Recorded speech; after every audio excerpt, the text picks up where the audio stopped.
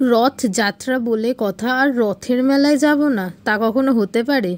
তাই চলে গিয়েছিলাম রাত্রিবেলা রথের মেলা, যেটা বেলঘরিয়া হয়েছিল রথতলায়। তো ওটা বিখ্যাত রথের জন্যই, ওখানে খুব বড় রথ হয়, 3টে বড় বড় রথ বসার। দেখো রাত্রিবেলা গেছিলাম, তাও দেখো কত ভিড়, এই ভিড় ঠেঙিয়ে দেখো এখন এই যে যাচ্ছি দুজনে রাস্তা দিয়ে। তো এই যে হেঁটে যাচ্ছে, আর অনেকটা মানে রথতলার মধ্যে থেকে অনেকটা ডিস্টেন্সে থাকে রথগুলো রাখা।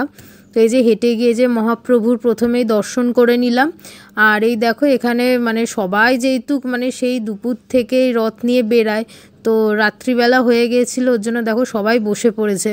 তো তারপরে এই যে আস্তে আস্তে জগন্নাথ বলরাম দেবেরও দর্শন করে নিলাম।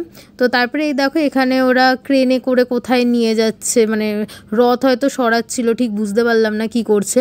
তো তারপরে পাশেই আরেকটা জায়গা ছিল যেখানে হচ্ছে লাইটিং ফাইটিং করা হয়েছিল, তো ওখানটা আমি কখনো যাইনি। তো গিয়ে ঢুকলাম, দেখলাম এখানে অনেক নাগা সাধুরা রয়েছে, মানে তাদের থাকার জায়গা করে দিয়েছে।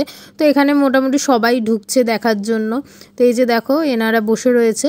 তো এখান থেকে দেখে তারপরে এই যে বেরিয়ে গেলাম, আর এত ভিড় ঠেঙিয়ে আর রাত্রিও হয়ে গেছিলো। তো এই যে দেখো জিলিপি নিয়ে বাড়ি চলে আসলাম। তো বাড়ি এসে এই যে জিলিপি খাচ্ছি। তো আজকের জন্য এইটুকুই ছিল, দেখা হচ্ছে নেক্সট কোনো মিনি ব্লগে।